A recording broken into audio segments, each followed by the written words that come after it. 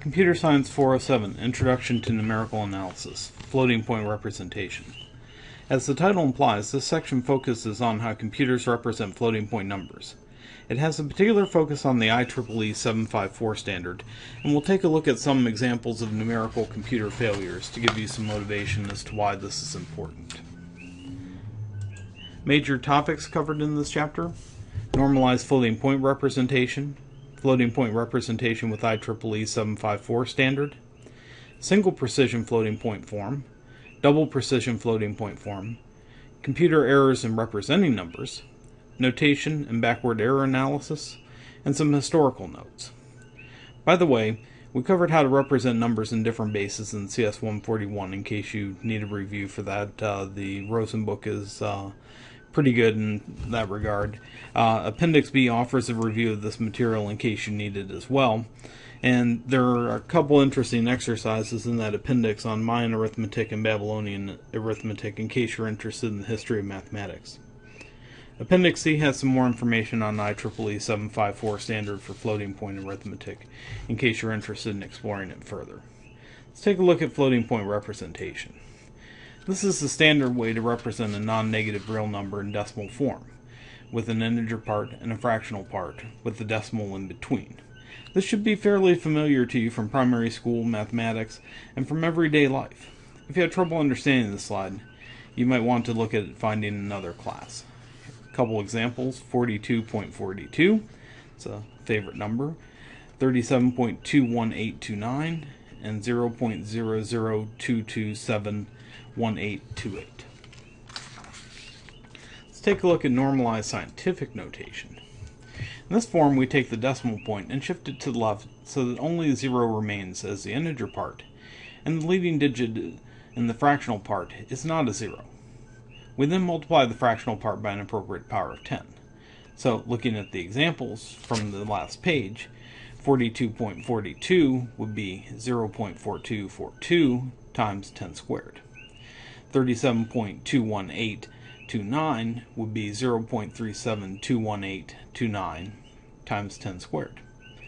And the 0.0227 would be 0.2271828 times 10 to the minus second power. In the context of computer science, normalized scientific notation is called normalized floating point representation. The real number x, if it's different than 0, can be represented in normalized floating point decimal form as x plus or minus r. X is equal to plus or minus r times 10 to the n, where r ranges between 1/10 and 1. So that's not a minus there, that's a bullet point in PowerPoint.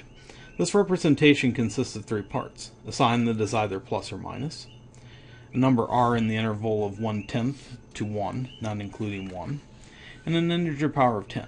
The number r is called the normalized mantissa, and n is called the exponent.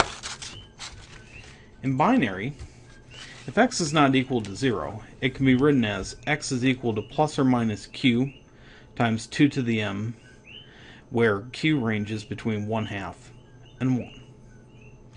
The 1/2 is inclusive, the 1 is excluded, obviously.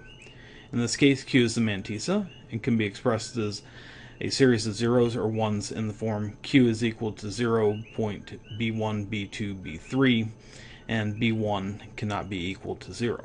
As you can see from the definition here, floating point representation in binary is very similar to that in the decimal system. Which brings us to machine numbers. Computers have finite word lengths and a finite total capacity. There's only so many numbers we can have in the computer. Only numbers with a finite number of digits can be represented. 1 word for single precision and 2 or more for double or long double precision. In either case, the degree of precision is limited. You can't represent irrational numbers or rational numbers that do not fit the finite format prescribed by the computer. Furthermore, some numbers may be too long or too small to be representable. The real numbers that are representable in the computer are called its machine numbers. More numbers, more problems. Since any number used in the calculations with the computer system must conform to the format of numbers in that system, it'll have to have a finite expansion. Numbers that have a non-terminating expansion cannot be accommodated precisely. So take a look at 1/10, that's 0.1 in base 10. It's 0.0631463146314 in base 8, which ends up repeating, and that's 0.001100110011 repeating in binary. So that number is not expressible as a machine number in the computer. Let's take a look at listing all the floating point numbers that can be expressed in the form that we had indicated, plus or minus 0.b1, b2, b3 sub 2 times 2 to the plus or minus k. And basically we'll allow b1, b2, b3, and m can have only the value 0, 1 because they're binary. And we'll do that, and then we'll do it when we allow only normalized floating point numbers. So, got two choices for plus or minus. It can be positive or negative, and for each of the b1, b2, b3, I have two choices, and I have three choices for the exponent. So we would expect 2 for the first, 2 for the second, 2 for the third, 2 for the fourth, and 3 for the fifth to give us 48 different numbers. So the non-negative numbers in the system are as follows. And when you take a moment to look around the slide, what you'll notice is that there's actually quite a lot of duplication here. So for example, this one here is 2/8, which is the same as 1/4. You also have 3 different ways of expressing 0. And several others show up a couple different times. So you can show the non-negative numbers in the system on the number line. If we normalize by setting b1 is equal to 1, then we no longer have 1/16, 1/8, and 3/16, and this creates a hole at 0.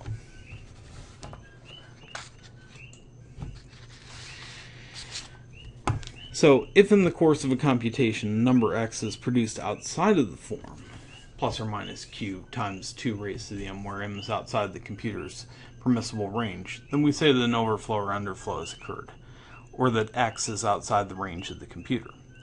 Generally, overflows result in fatal error or some type of exception, and the normal execution of the program stops, or in Visual Studio you get minus 858,361,248, or some number such as that lets you know that you got an uninitialized value or something went very awry. Underflows, though, are generally treated automatically by setting x to 0 without any interruption of the program, but most of your compilers will give you some sort of warning, or the runtime environment will. In a computer whose floating point numbers are restricted to the range in example 1, any number closer than 1/16 would underflow to 0, and any number outside of the range of minus 1.75 to 1.75 would overflow to machine infinity. And again, we only used 3 bits for that, so that was a very small machine. So let's take a look at floating point representation. In the good old days, before IEEE 754 floating point representation standard was established in the 1980s, floating point representation really depended on the computer. Different computers had different representations, and they also had different word lengths, format, and also the rounding used between operations. Nowadays, there are 3 common levels for floating point numbers, with the number of bits allocated for each floating point number. These are given on this slide. The 3 common ones are single precision, which use 32 bits, double, 64, and long double, which use 80. In each case, 1 bit is reserved for the sign. Varying numbers are reserved for the exponent and mantissa. Almost all binary computers have a word length of 32 bits. The internal representation of numbers in their storage in standard floating point format, which is used in almost all computers. Fortunately, one does not need to know all the details of floating point in the arithmetic used in a computer to use it intelligently. Nonetheless, it's generally helpful in the debugging of a program to have a basic understanding of the representation of numbers. Single precision floating point numbers are all acceptable numbers in a computer using the standard single precision floating point arithmetic format. This set is a finite subset of the real numbers, consists of 0, 1, normal, and subnormal single precision floating point numbers, and even a NaN value. Recall that most real numbers cannot be represented exactly as floating point numbers. By the way, the NaN value is not a number. Since they all have infinite decimal, recall that most real numbers cannot be represented exactly as floating point numbers, since they can have infinite decimal or binary expansions. All are rational numbers and some rational numbers. So, for example, you have pi e, which are transcendentals and don't repeat, 1/3, which is repeating out to infinity, and 0.1 is not representable in binary without repetition. So we don't have machine numbers for those. The machine number for a standard single precision floating point representation is -1 raised to the sign times 2c minus 127 times 1 point f, where f is the value expressed in binary. The next 8 bits, the 23 bits are used to represent f, that's the fractional part of the mantissa in the +1 form. 8 bits are used to represent the number c in the exponent, and this is called the XS127 code, and again the leftmost bit is reserved for the sign. So, how to determine the representation of a real number? Well, if x is 0, it's represented by a full word of 0 bits, with the possible exception of the sign bit. You can have plus or minus 0 in that case. For something that's not 0, well, you need to assign the sign bit for x and consider the absolute value. You convert both the integer and fractional parts of the absolute value of x from decimal to binary, and then 1 plus normalize the absolute value of x in binary by shifting the binary point so that the first bit to the left of the binary point is 1, and all bits to the left of this 1 are 0. To compensate for the shift in the binary point, adjust the exponent of 2, that is multiplied by the appropriate power of 2. Now, the current exponent of 2 should be set equal to c minus 127 to determine c, which is then converted from decimal to binary. The sign bit of the mantissa is combined with c in binary and f in binary. We then write the 32-bit representation of x as 8 hexadecimal digits. The value of c in the representation of a floating point number in single precision is restricted by the inequality c is greater than 0 and less than 255.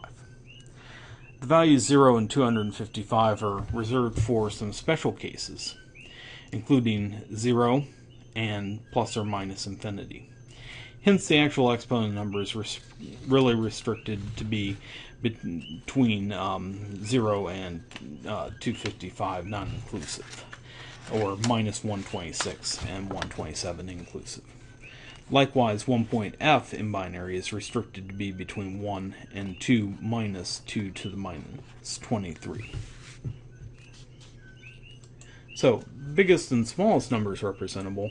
The biggest number representable is 2 minus 2 to the minus 23 times 2 to the 127, and about 2 to the 128 is about 3.4 times 10 to the 38. That's pretty large for most applications, and the smallest possible is 1.2 times 10 to the minus 38. The binary machine floating point number, epsilon, is equal to 2 to the minus 24. It's called machine epsilon when using single precision, and it's the smallest positive machine number such that 1 plus epsilon is not equal to 1. So it's the smallest thing that doesn't consider 0. 2 to the minus 24th equals 5.96 times 10 to the minus 8. So with that 32-bit representation, we can generally expect about 7 digits of accuracy. When more precision is needed than single gives us, we have double. In double precision, there are 52 bits allocated for the mantissa.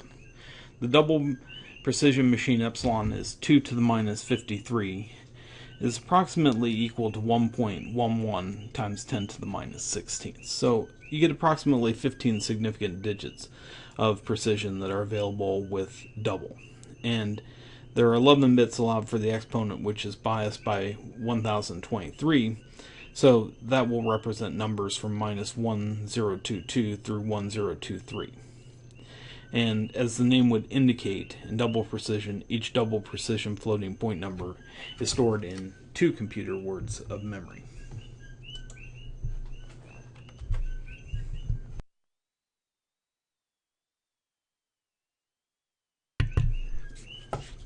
So the double precision format, the machine number for standard double precision format representation is minus 1 to the s times 2 raised to the c minus 1023 times 1 point f, which is the mantissa, in binary.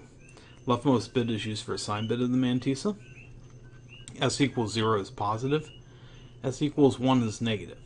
Next 11 bits are used to represent the exponent, and the 52 bits represent f from the fractional part of the mantissa in the plus 1 form. Let's take a look at an example.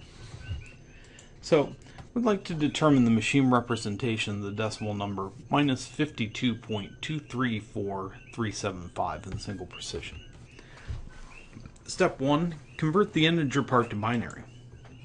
So, 52 in base 10 is 64 in base 8, which is 110100 in binary. Now let's convert the fractional part.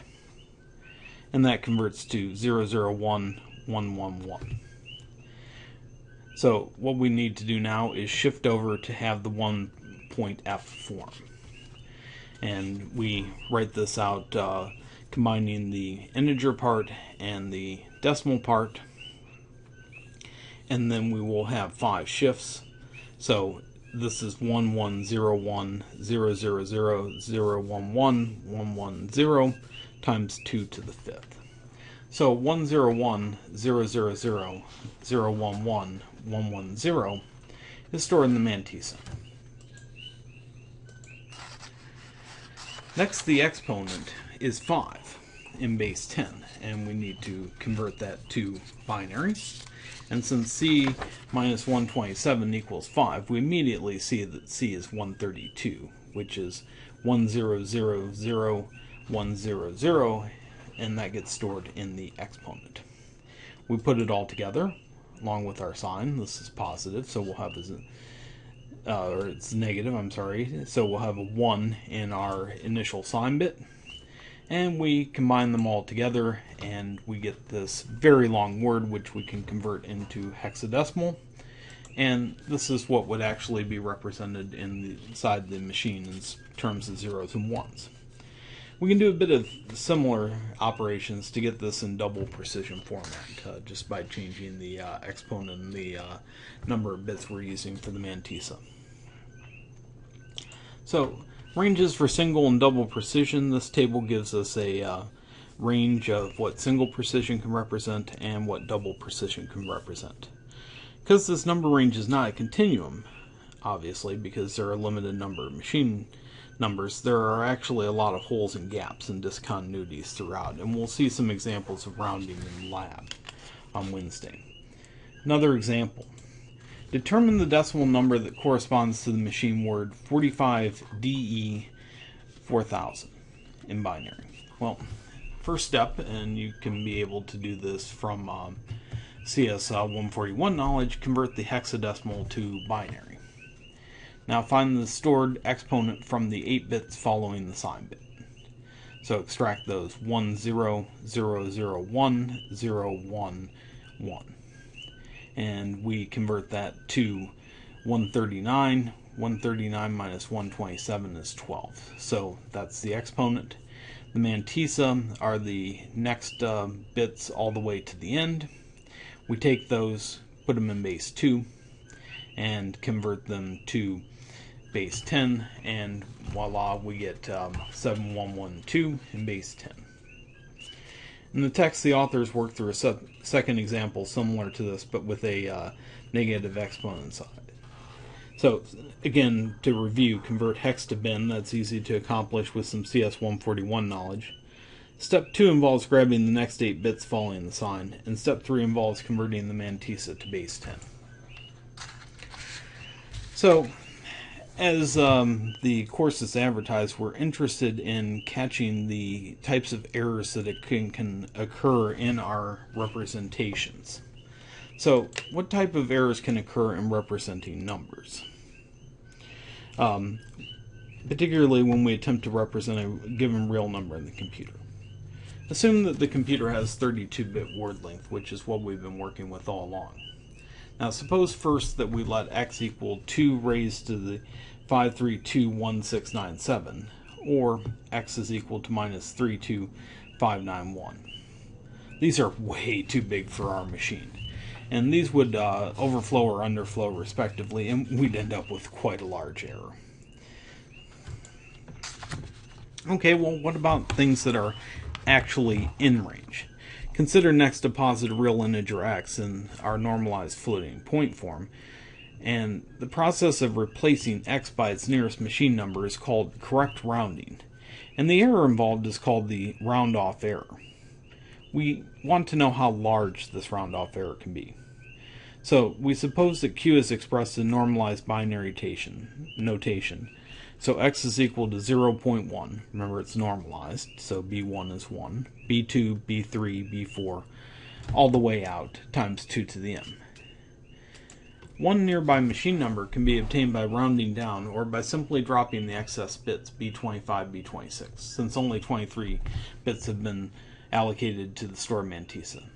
The machine number is x minus, which is 0.1, b2, b3, all the way out to b24 times 2 to the m, and it will lie to the left of x on the real number axis. Another one is x plus, which is just to the right of x on the real axis, and is obtained by rounding up to the machine number. It's found by adding 1 unit to b24 in the expression for x. Thus, x plus is over to the right of the number x, and we choose the one that is actually closer to our given x. For the 30-bit computer, we can derive a value of the unit round-off error of u is equal to 2 to the minus 24 for standard floating point arithmetic. Notice that this is the same value as the machine Epsilon. For chopping instead of rounding, you're going to get something that's twice as big. Be careful when using machine Epsilon and unit round-off error interchangeably, since they're technically different.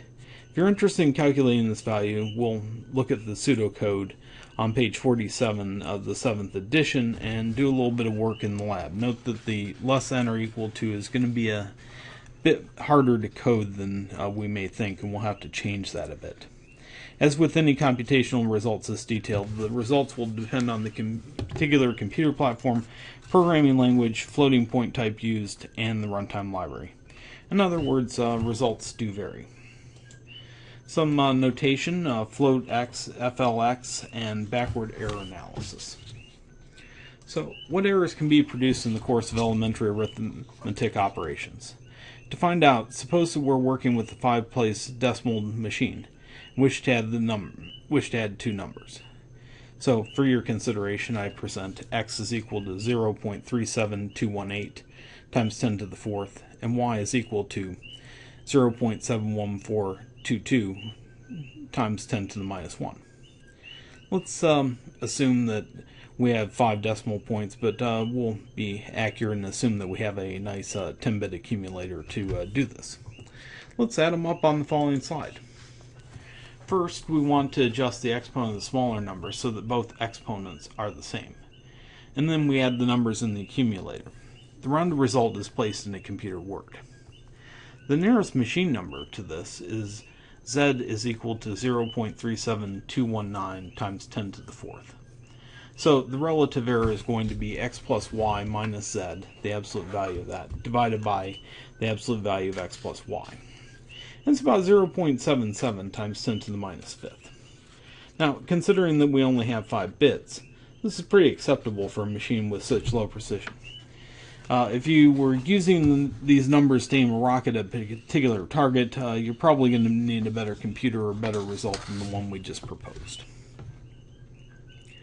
So, to facilitate the analysis of such errors, it's convenient to introduce the notation FLX to denote the floating point machine number that corresponds to the real number x.